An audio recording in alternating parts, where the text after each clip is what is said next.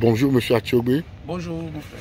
Ok, nous venons d'apprendre une très triste nouvelle pour le peuple togolais. Il s'agit du rappel à Dieu de notre grand-père, Monseigneur Philippe Fanuko Podjo. Qu'est-ce que vous ressentez? Non, c'est de l'amertume. C'est de l'amertume, c'est vraiment déplorable. Ce monsieur s'est vraiment battu pour notre pays. Ce monsieur qui a été humilié dans les années.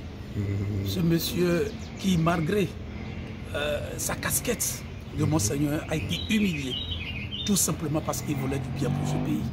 Ce monsieur qui, une fois encore, ces dernières années, s'est sacrifié pour le peuple togolais, qui malheureusement a été traîné dans la boue. Et aujourd'hui, il part vraiment triste. Triste pour notre pays, le Togo. Et la question qui reste posée, jusqu'à quand?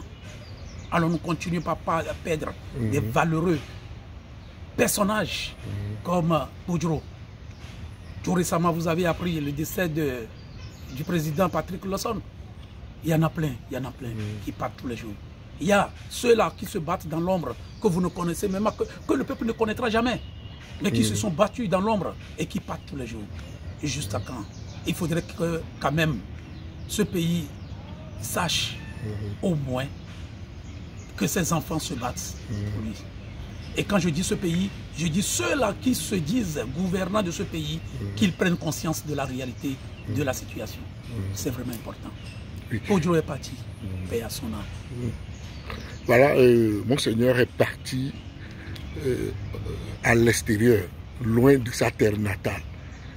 Ce qui est encore plus humiliant et qui fait très mal au peuple togolais. Et comment est-ce que nous en sommes arrivés là?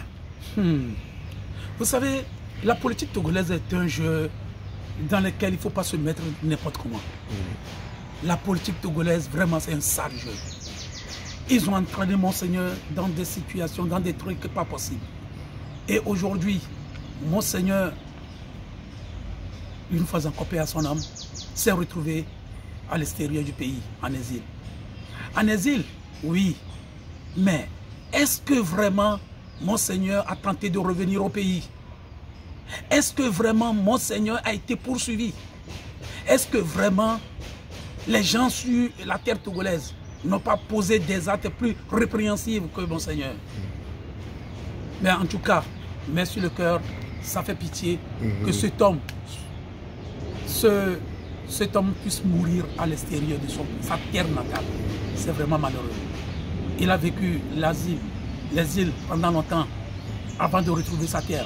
Et voilà qu'il meurt encore à l'extérieur. Ça fait mal. Ça fait mal. C'est comme s'il n'a rien fait pour ce pays. Mais nous savons qu'il s'est battu. Et nous lui rendons hommage. Alors que doit faire le peuple togolais? Parce que ça continue pas à perdurer. Et le peuple est là actuellement. C'est comme si rien ne se passe. C'est tout simplement sur les réseaux sociaux qu'on voit RIP, RIP. Mais sur le terrain, à Lomé, c'est comme si rien ne s'est passé. Pourtant, Monseigneur Podjo n'est pas n'importe qui. Qu'est-ce qui se passe?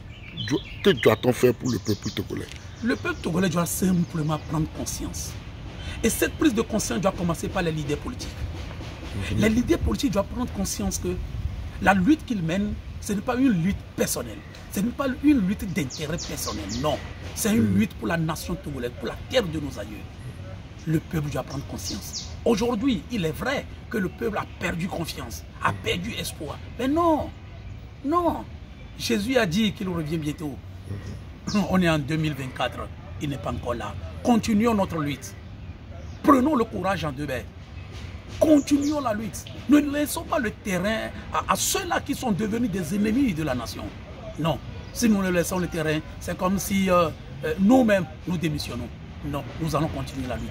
Il faut que le peuple prenne conscience et reprenne le courage à deux mains pour que nous puissions reprendre la lutte à partir de la mort de Monseigneur. Il faut quand même que les gens sachent que si ce monsieur est mort aujourd'hui à l'extérieur du pays, en exil, c'est parce qu'il a voulu quand même du bien pour le Togo.